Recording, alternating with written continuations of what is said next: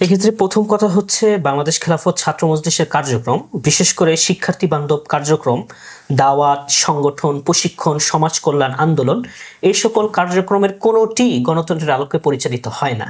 Number 2, যিনি post করেছেন তিনি হয়তো মিন করেছেন বাংলাদেশ খেলাফত মজলিস সহ যে সকল ইসলামপন্থী রাজনৈতিক সংগঠন প্রচলিত নির্বাচনের কাঠামোতে অংশগ্রহণ করে তাদের ব্যাপার হয়তো আমাদের কাছে মূল্যায়ন জানতে চাওয়া হয়েছে।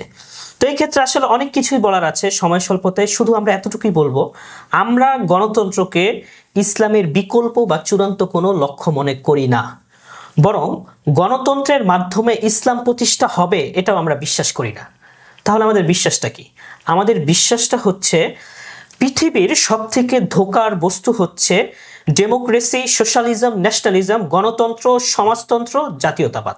আর বর্তমান বাস্তবতাও হচ্ছে আমরা পৃথিবীর মানুষকে যখন সত্যের দিকে আহ্বান করব তখন তাদেরকে বিদ্যমান প্ল্যাটফর্মগুলোর মাধ্যমেই আহ্বান করতে হবে। এবং আমরা যদি রাসূল সাল্লাল্লাহু আলাইহি ওয়াসাল্লামের হিস্ট্রির প্রতি লক্ষ্য করি তাহলে আমরা দেখতে পাবো হুদাইবিয়ার সন্ধিতে রাসূল সাল্লাল্লাহু আলাইহি ওয়াসাল্লাম কাফেরদের সকল শর্ত মেনে নিয়েছেন, কিন্তু আদর্শ থেকে বিন্দু মাত্র পিছপা হননি।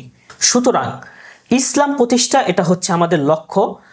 আর ইহুদি নিয়ন্ত্রিত এই বিশ্ব ব্যবস্থায় বর্তমান কাঠামোর এই প্ল্যাটফর্মগুলোতে অংশগ্রহণ এটা আমাদের কৌশল, এটা কোনো লক্ষ্য নয়, কোনো আদর্শ নয়।